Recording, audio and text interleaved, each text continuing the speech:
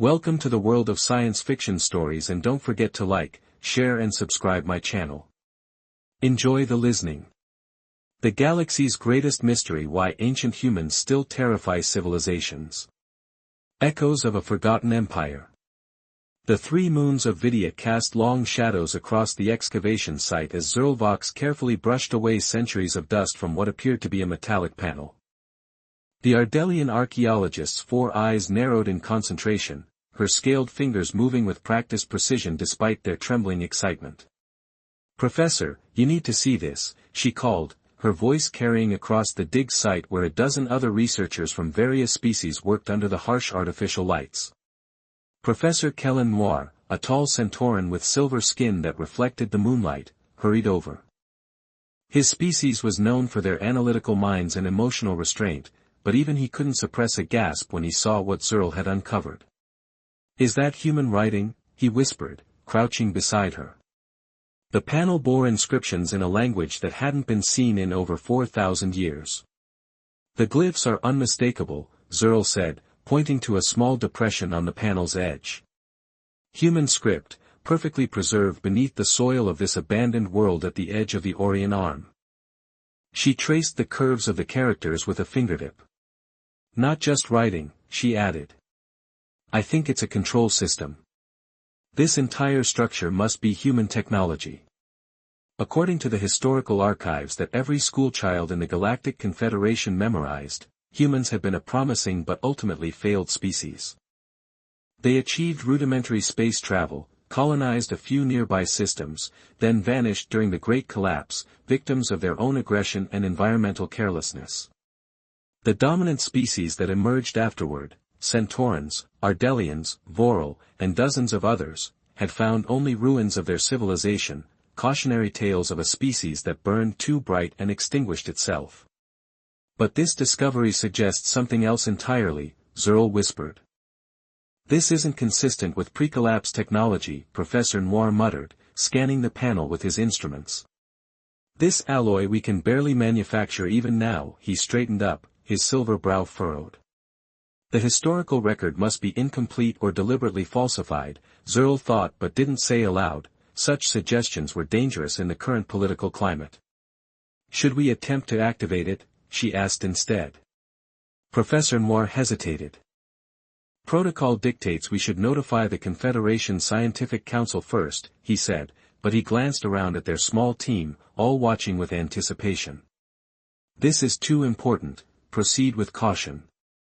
Zerl nodded and pressed her palm against the depression. Nothing happened. She frowned and tried again, this time applying more pressure. Still nothing. "Perhaps it requires specific environmental conditions," one of the other researchers suggested. "Or a genetic key," another added.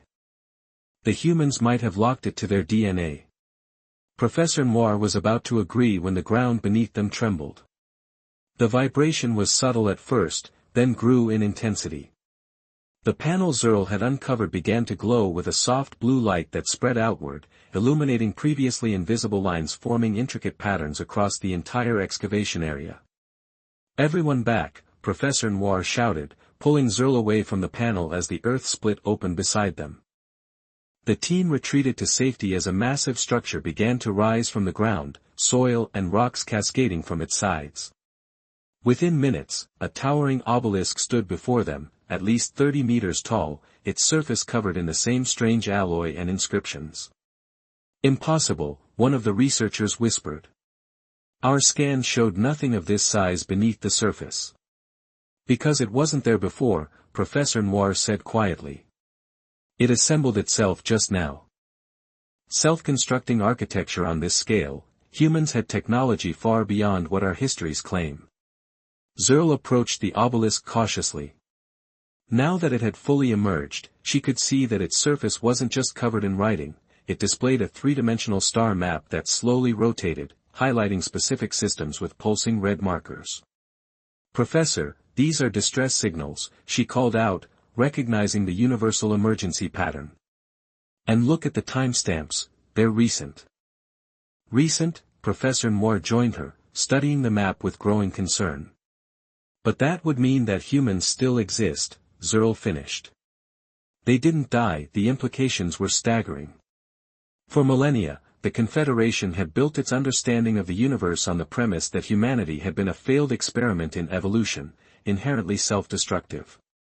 Countless philosophies, political systems, and religions had incorporated this belief. If humans hadn't destroyed themselves, but had instead achieved technological superiority and departed for unknown reasons, everything would need to be reconsidered. "We need to report this immediately," Professor Noir said, already reaching for his communication device. "Will they believe us?" Zerl asked. "Or will they order this site destroyed to preserve the established narrative?" Professor Noir paused, his finger hovering over the device. It was a legitimate concern. The Confederation Scientific Council had rejected similar discoveries in the past, dismissing them as misinterpretations or hoaxes. Some researchers who had persisted in challenging the official history had found themselves discredited, their careers destroyed. "We need to gather more evidence first," he decided. "Download everything you can from this installation. We'll establish an irrefutable case before going public." As the team worked furiously to document their discovery, none of them noticed the small probe that detached from the obelisk's apex and shot silently into space, transmitting data to destinations unknown. High Counselor Travak Zor slammed his fist onto the polished stone table, sending ripples across the liquid display embedded in its surface. The other 11 members of the Confederation High Council flinched at the outburst. "This is the third such discovery this cycle," he snarled, his sharp teeth betraying his species' predatory origins. "First the installation on Proxys 4, then the orbital platform around Denv, and now this. How many more human artifacts will activate before we acknowledge the threat?" "We don't know that there is a threat," countered Counselor Ella Vish, her tentacled appendages waving in a gesture of caution. "These installations appear to be automated warning systems.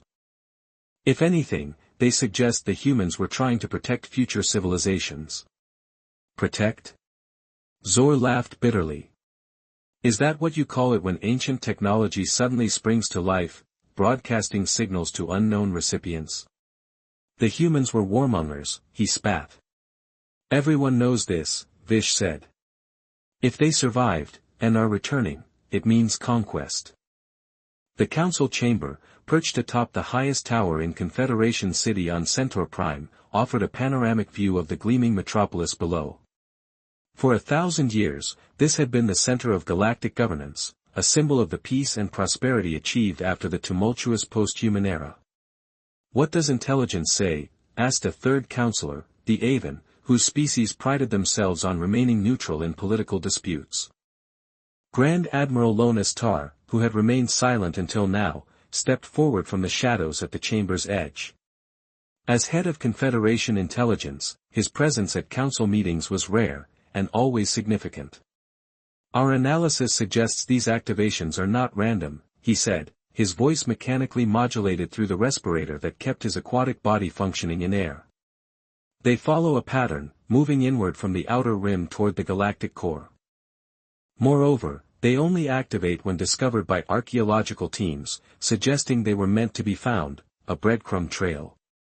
Leading us somewhere, or leading something to us," Counselor Vish mused. Zor growled. Admiral Tar activated the chamber's central holographic display. A galactic map appeared with dozens of red markers indicating activated human installations. "Based on the distribution and timing of these activations, we project the pattern will culminate here," he said, highlighting a region of empty space near the galactic center. "There are no habitable systems in this area, but our long-range scans have detected unusual energy signatures." "A hidden human world?" asked Counselor Craigs, leaning forward with interest. "Possibly, or a weapon, or nothing at all," Admiral Tar replied, his tone betraying no emotion. "I've dispatched a stealth fleet to investigate. They will reach the coordinates in 3 standard days." High Counselor Zor rose to his full height, towering over the others. "This council has been too complacent for generations. We told ourselves the humans were gone, that we had surpassed them. What if we were wrong? What if they've been watching us all along, waiting for the right moment to reclaim what was once theirs?" You're being paranoid, Counselor Vish said, but without conviction.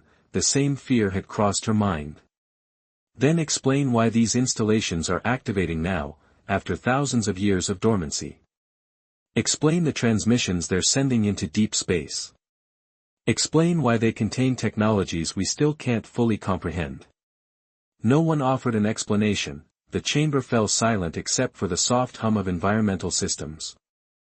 I move that we place all Confederation forces on high alert, Zor finally said, and that we quarantine any system where human technology has been discovered. That's nearly 30 systems, Counselor Vish protested. The economic impact would be devastating. Not as devastating as a human invasion fleet, Zor countered. Before the argument could escalate further, the chamber doors burst open. A junior officer rushed in, protocol forgotten in her haste. Grand Admiral, she gasped, the stealth fleet has been destroyed. The council erupted in chaos. Admiral Tar silenced them with a raised hand. Explain, he ordered. They arrived at the coordinates early due to an anomalous slipstream current. Upon emergence, they detected a massive structure, artificial, but unlike anything in our records. When they approached for closer inspection, the structure responded. Responded how? Admiral Tar's voice remained steady, but his aquatic body tensed visibly within its support suit. It released energy pulses that disabled our ship systems before communications were lost. They reported seeing vessels emerging from the structure, thousands of them, the officer replied, swallowing hard.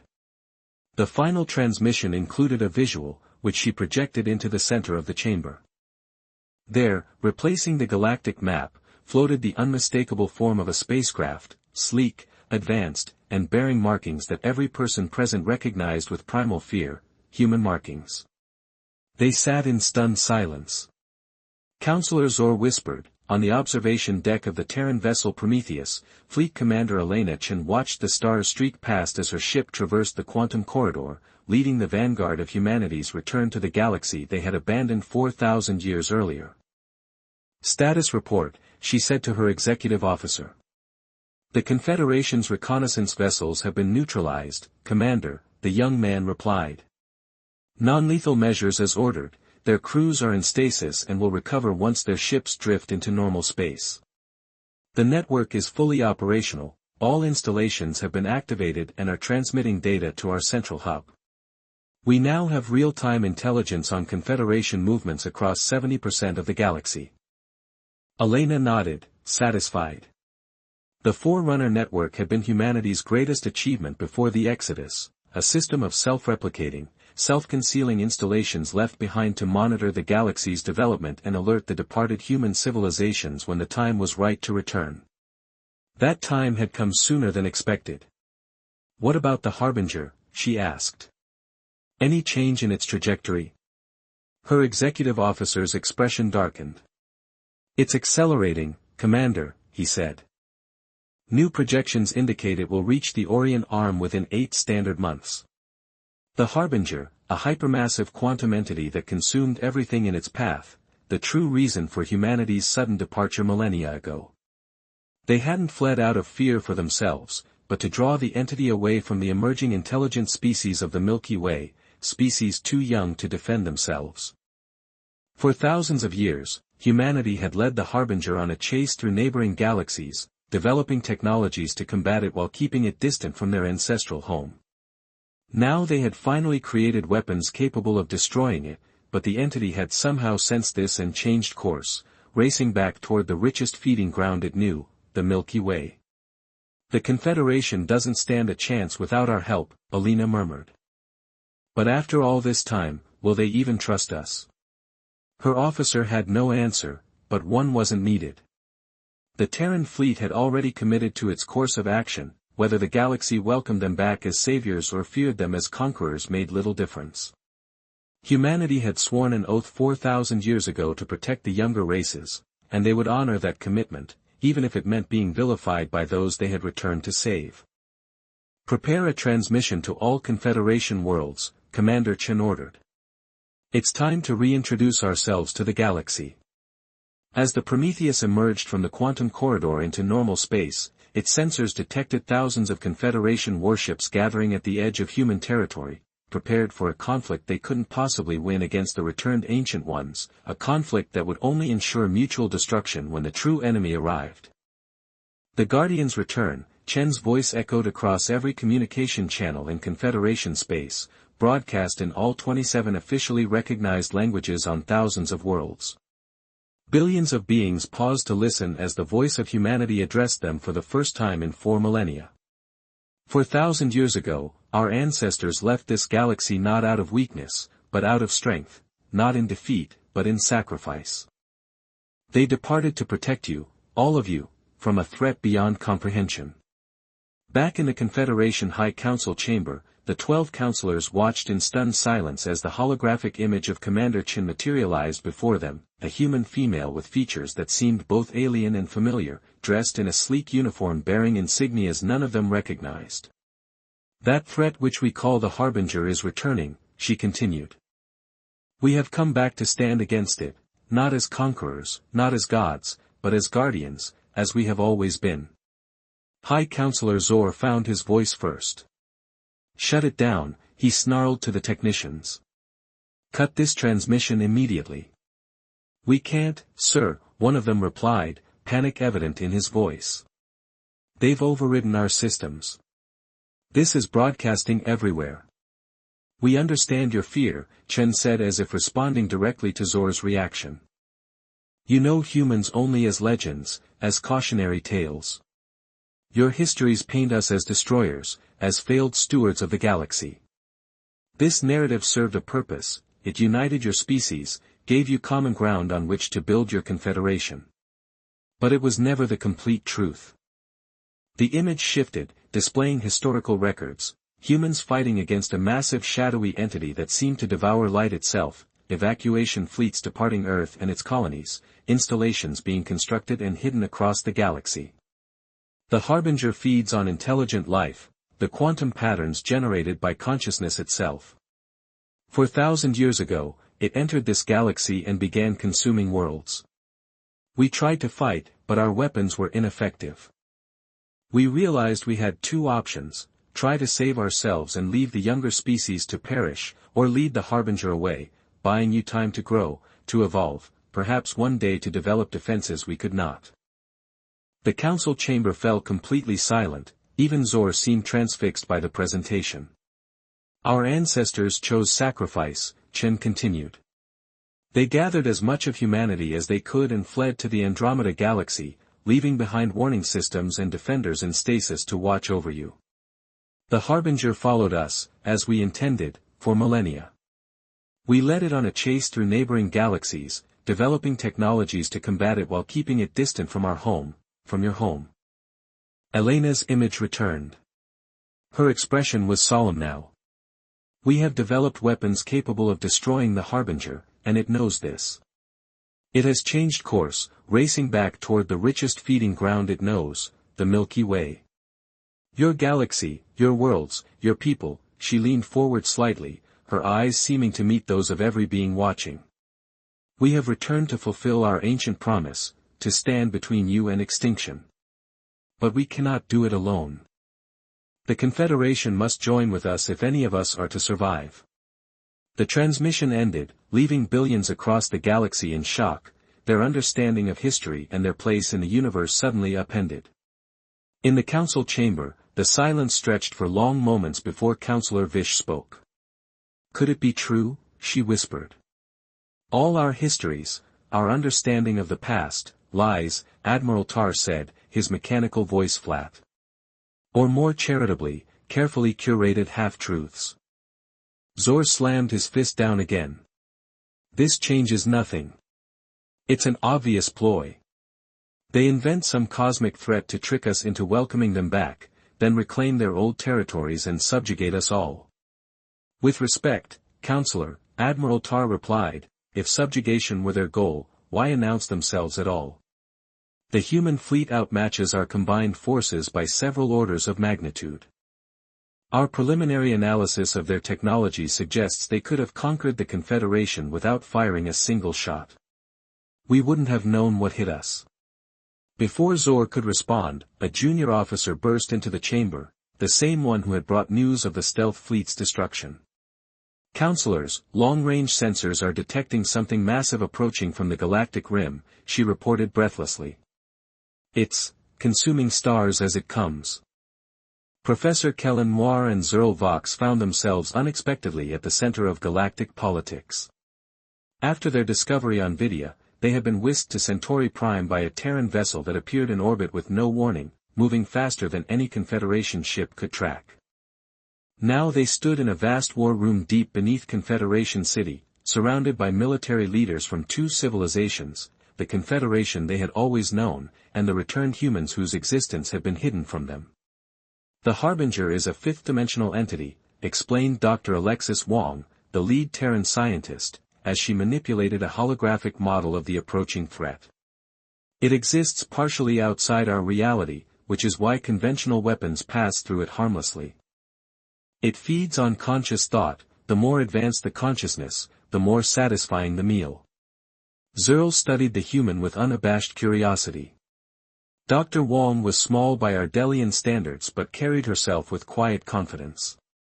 Her features were exotic to Zerl, a flat face, small eyes, no scales, yet there was something compelling about her intelligence and focus. "How do you fight something that exists beyond our dimensional understanding?" Admiral Tar asked. "With this, Dr. Wong brought up schematics for a complex device, the dimensional anchor. "It forces fifth-dimensional entities fully into our reality, making them vulnerable to conventional weapons." "If you have such technology, why do you need our help?" Counselor Zor demanded, stepping forward. Most counselors had left to coordinate evacuation efforts, but he and a few others had joined the military conference. "The anchor requires enormous power, more than our fleet can generate alone. We need your worlds, your power grids, your people. This must be a unified effort. And if we refuse," Chen's expression didn't change. "Then we will still fight. We will still try to save as many as we can, but we will likely fail, and the galaxy will fall. Is that outcome preferable to cooperation?" "Our preliminary model suggests the commander is correct," Admiral Tar intervened before Zor could escalate the confrontation. "Even with their advanced technology, the humans cannot defeat this entity alone, nor could we, even if we committed every vessel and weapon in our arsenal. But together." "Together?" Professor Noir asked, speaking for the first time since the meeting began. "Together," Dr. Wong said. "We have a fighting chance." The war room erupted in discussion as military leaders debated strategies and scientists argued over theoretical principles. Zerl found herself overwhelmed by the scope of what they faced and withdrew to a quieter corner. To her surprise, Commander Chen followed. "It's a lot to process," the human said, her voice gentler than during the formal presentation. Zerl nodded. "My entire understanding of history has been overturned in a single day. I don't know what to believe anymore." "Believe in survival," Chen suggested. "The rest, the politics, the historical revisions, the blame, that can all come later, if we succeed." "Why did you let them portray humans as villains?" Zerl asked suddenly. "You must have known what the history said about your species." Chen's expression grew distant. "It served a purpose. The younger races needed a common story, a shared understanding to unite around.